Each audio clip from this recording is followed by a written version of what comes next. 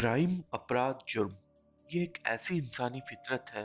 लेकिन क्राइम के किस्सों में कुछ ऐसे किरदार भी हैं जिनके जुर्म की कहानियों को सुनकर इनमें से कुछ नहीं होता, बल्कि सुनते ही चेहरे पर मुस्कुराहट आ जाती है। ऐसा ही किस्सा है मिस्टर नटवरलाल का। नटवरलाल जिसने जज से भी मांग लिए थे पैसे। जी हाँ, ऐसा ही ऐसा ही एक किरदार है मिस्टर नटवरलाल, जिसकी जयराम की दुनिया में बड़ी इज्जत है। जुर्म से नाता रखने वाले ये हिंदुस्तान का इकलौता ऐसा किरदार होगा जिसके नाम और काम के चर्चे हदों को लांघते हुए सरहदों के पार निकल गए थे। और सिर्फ भारत में ही नहीं, बल्कि दुनिया के कई मुल्कों में उसके कारनामों की कहानियां लिखी जा चुकी है। एक किस्से से उसके कारनामों की कहानी शुरू करना ज्यादा मुनासिब होगा, क्योंकि उससे उसके तेज दिमाग और हाजिर जवाबी का अंदाजा भी हो जाएगा। किस्सा कानपुर की एक अदालत का है और ये बात 80 के दशक की है। जिस नटवरलाल के किस्से हम सब कान नाक खोलकर सुनते हैं, वो उन दिनों कानपुर के जेल में बंद था और तारीख पर अदालत में पेश किया गया। उसके कारनामों की लंबी फहरिस्त देखने के बाद जज साहब ने उससे पूछ लिया कि ये सब वो क्यों करता है। तुम्हें मुजरिम बनना अच्छा लगता है क्या? नटवरलाल उस वक्त जज साहब की बात को सुनकर मुस्कुराया और बड़ी ही शालीनता और तमीज भरे लहजों में जज से कहा, माय लॉर्ड, क्या आपके पास 1 रुपए का नोट है? अगर है तो क्या आप मुझे दे सकते हैं, अगर ऐतराज न हो तो, और उसमें किसी तरह की कोई कानूनी अड़चन न आ रही हो तो। जज ने नटवरलाल की बात सुनी और अपने पर्स से एक 1 रुपए का नोट निकालकर उसे थमा दिया। नटवरलाल ने वो नोट हाथ में लिया और फिर उसे जेब में रख लिया। और नोट को जेब में रखते ही जज से कहा, हुजूर, मैं तो बस यही करता हूँ। मैं किसी से उसकी सुविधा के मुताबिक ही कुछ मांगता हूँ और वो अपनी सुविधा के हिसाब से मांगी हुई चीज हमें पकड़ा देता है और मैं उसे अपने पास रख लेता हूँ। बस इतने के लिए ही मुझे मुजरिम बना दिया जाता है। नटवरलाल की यह जवाब सुनकर न सिर्फ जज साहब मुस्कुराए, बल्कि अदालत में मौजूद हर शख्स खिलखिलाकर हंस पड़ा। हालांकि जज ने उसको रिहा नहीं किया, लेकिन उसकी सजा में दी जा रही सख्ती को थोड़ा कम जरूर कर दिया। मगर अपने फैसले में ये लिखना नहीं भूले कि मिथिलेश कुमार श्रीवास्तव, यानी कि जो मिस्टर नटवरलाल के नाम से भी जाने जाते हैं, वो वाकई बहुत तेज दिमाग और हाजिर जवाब के साथ साथ बातचीत में भी माहिर है। इसलिए ये दूसरे अपराधियों के मुकाबले से ज्यादा खतरनाक है। इस किस्से से नटवरलाल से तो आपका तर्रुफ हो गया है। अब तक अ, नटवरलाल की बात शुरू हुई है, तो चलिए आपको नटवरलाल से पूरी तरह से मिलवा देते हैं, ताकि ये अंदाजा हो जाए कि ये नटवरलाल क्यों दुनिया का सबसे खतरनाक और चालाक इंसान था, क्यों उसे ये नाम भी मिला। 1912 को बिहार के सिवान जिले के बंगरा गांव में मिथिलेश कुमार श्रीवास्तव पैदा हुआ था और छोटी सी ही उम्र में उसने अपने कारनामों की झलक दे दी थी। कोई बच्चा अच्छा गाता है, कोई अच्छा नाचता है, कोई खिलाड़ी बनकर नाम कमाता है, तो कोई कोई किसी के हाथ में ऐसा हुनर होता है जिसे सभी दाद देते हैं और सराहते भी हैं। लेकिन मिथिलेश कुमार श्रीवास्तव एक हुनरमंद चोर था। ऐसा हुनरमंद कि जिसकी चोरी करता था वो भी उसकी तारीफ किए बिना नहीं रह पाता था। मिथिलेश कुमार श्रीवास्तव की नटवरलाल बनने की शुरुआत उसके पड़ोस से ही हुई। हुआ ये कि जब वो छोटा था तो पढ़ने में काफी तेज था। एक बार मिथिलेश के पड़ोस में रहने वाली पड़ोसी ने एक चेक देकर उसे बैंक से बुना कर लाने को कहा। वो सिर्फ 10 रुपए का चेक था। उस चेक को देखकर मिथिलेश कुमार की आंखें चमक उठी। चेक में दस्तखत को उसने बड़ी गौर से देखा। चेक लेकर बैंक जाने से पहले मिथिलेश कुमार ने दस्तखत को जमकर प्रैक्टिस किया और फिर जाकर बैंक में चेक भी इनकैश कर दिया। लेकिन उसके बाद मिथिलेश ने अगले कुछ दिनों में करीब 10 बार बैंकों के नकली दस्तखत से 1,000 रुपए निकाल लिए।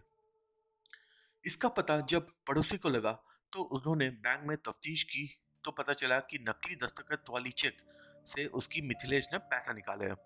मगर ये देखकर बैंक वाले भी ताज्जुब करने होने लगे कि असली और नकली दस्तखत एकदम हूबहू थे। पड़ोसी ने मिथिलेश के इस कारनामे की जानकारी उसके पिता को दी, तो पिता ने मिथिलेश को जमकर पिटाई की, जिसे रूठ कर वो कोलकाता चला गया, जो उस समय कलकत्ता भी कहलाता था। कोलकाता में मिथिलेश कुमार श्रीवास्तव ने अपनी पढ़ाई पूरी की। वही मिथिलेश ने एक कॉटन कारोबारी सेठ के यहाँ नौकरी कर ली। उसके तेज दिमाग की बदौलत कारोबारी ने अपने बच्चे को ट्यूशन पढ़ाने के लिए उससे कह दिया। सिलसिला यूं ही चलता रहा। एक दिन मिथिलेश ने अपनी पढ़ाई को आगे बढ़ाने के लिए सेठ से कुछ पैसे उधार मांगे, लेकिन सेठ ने उसे पैसा देने से इनकार कर दिया। सेठ का वो इनकार मिथिलेश को अखर गया। उसके बाद उसने उस सेठ को रुई की गांठ की खरीद में उस वक्त के 4.5 लाख रुपए की चपत लगाई और वहां से भाग निकला। यहाँ से मिथिलेश कुमार जमाने के लिए नटवरलाल हो गया।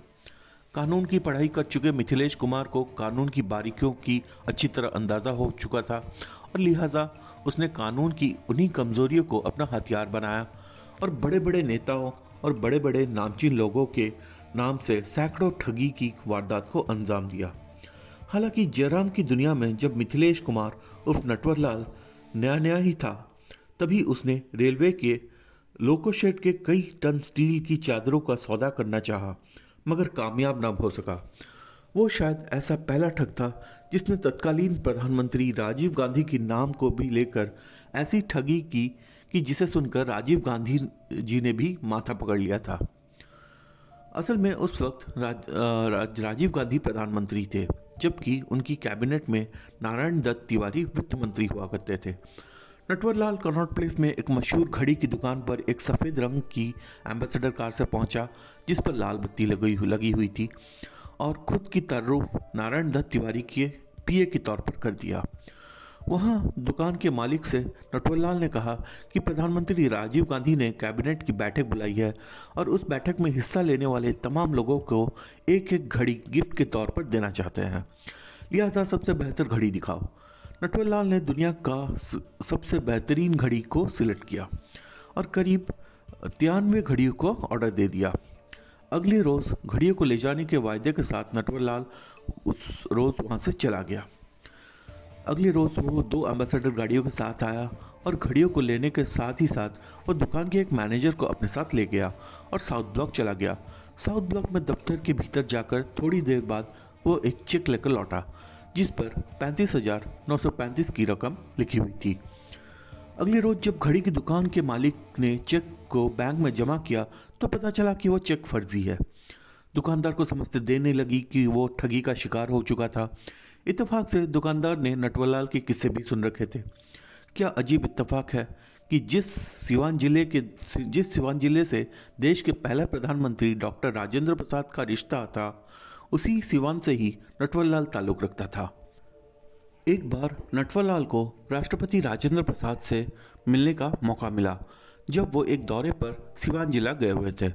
डॉक्टर राजेंद्र प्रसाद से मुलाकात करने के साथ ही नटवरलाल ने अपना हुनर भी दिखा दिया था। नटवरलाल ने डॉक्टर राजेंद्र प्रसाद के दस्तखत हूबहू करके उन्हें भी चौंका दिया था।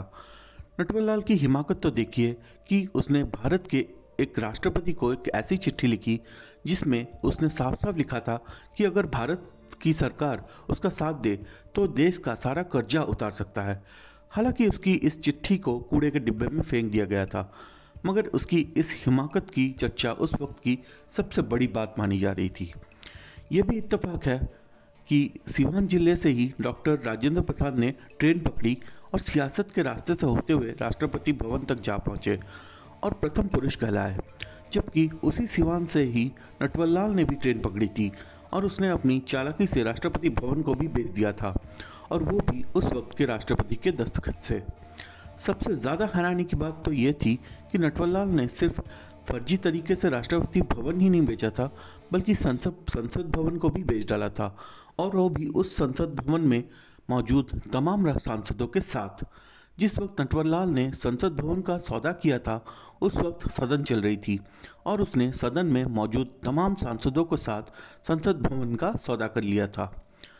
सिर्फ संसद भवन और राष्ट्रपति भवन तक ही नटवरलाल की धोखाधड़ी सीमित नहीं थी, बल्कि उसने तो दिल्ली का लाल किला 2 बार और आगरा का ताजमहल 3 बार बेचा था। यूं तो नटवरलाल ने उस वक्त देश का कोई भी बड़ा ऐसा नाम नहीं था जिसके नाम पर उसने फरेब की रसीद न काटी हो। टाटा बिरला या धीरूभाई अंबानी जैसे लोग भी उसकी शिकार के लिस्ट में शामिल थे। असल में वो इन तमाम बड़े और नामी उद्योगपति से समाजसेवी के तौर पर मिलता था। बातों की ऐसी चाशनी ने उन्हें लपेटता था और मोटा चंदा देकर ही तमाम उद्योगपति उसे अपने यहाँ से जाने देते थे। नटवरलाल यानी मिथिलेश कुमार श्रीवास्तव पर देश के 8 राज्यों में ठगी करके करीब 100 मामलों में 100 साल से भी ज़्यादा की सज़ा सुनाई गई थी। हालांकि नटवरलाल अपनी पूरी ज़िंदगी में सिर्फ 9 बार ही पुलिस की गिरफ्त में आया, लेकिन 8 बार वो जेल से भागने में कामयाब भी हो गया था। एक बार उसने अदालत में जो कहा था उसका बयान बहुत मशहूर हुआ करता था। जज ने नटवरलाल से पूछा कि तुम्हें खुद पर इतना भरोसा कैसे हो जाता है, तो कि तुम लोगों को ठग लेते हो और भाग भी जाते हो, क्या तुम कानून से भी बड़े हो? इस पर नटवरलाल ने जवाब दिया था कि वो बहुत मशहूर हो गया। नटवरलाल ने कहा था, मुझे अपनी बुद्धि पर इतना बड़ा भरोसा था कि मुझे लगता था कि मैं कभी पकड़ा ही नहीं जा सकता। ये तो परमपिता परमेश्वर की मर्जी है, बाकी मैं नहीं जानता उसने मेरी किस्मत में क्या लिखी है। कहते हैं कि नटवरलाल को जब आखिरी बार 24 जून 1996 में दिल्ली में देखा गया था, उस वक्त उसकी उम्र करीब 84 साल की थी और उसने पुलिस वालों को चकमा देकर भागने का ये किस्सा भी कम मशहूर नहीं था। असल में कानपुर जेल में बंद होते हुए नटवरलाल के 3.5-4 साल गुजर चुके थे और इसी दौरान वो बिल्कुल चल फिर नहीं पा रहा था। पुलिस ने उसके पैरों का इलाज भी करवाया, लेकिन कोई फर्क नहीं पड़ा। तब उसने जेल प्रशासन को एक चिट्ठी लिखी और उसके पैरों के इलाज अच्छे अस्पताल में करवाए जाए, ऐसा उसने प्रशासन को दस्तखत की। जेल प्रशासन ने उसकी यह बात मान ली और उसे इलाज के लिए दिल्ली भेज दिया गया। इलाज के बाद वो व्हीलचेयर में ही बैठकर दिल्ली से कानपुर भेजा जा रहा था। उस वक्त उसके साथ 3 पुलिस वाले थे और स्टेशन पर उसने एक पुलिस वाले से सरदर्द की गोली लाने को कहा।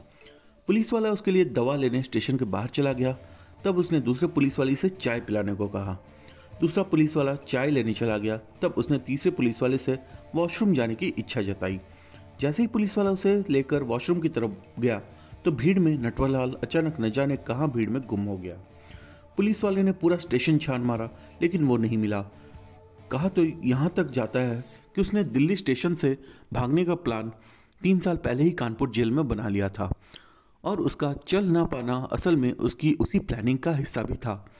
कहा जाता है कि नटवरलाल 1996 में ही एक हादसे का शिकार हो गया था, जिसके बारे में नटवरलाल के भाई गंगा प्रसाद श्रीवास्तव ने पुलिस को बताया था और रांची में ही नटवरलाल का अंतिम संस्कार कर दिया गया था। लेकिन पुलिस महकमा इस बात को आज तक मानने को तैयार नहीं है।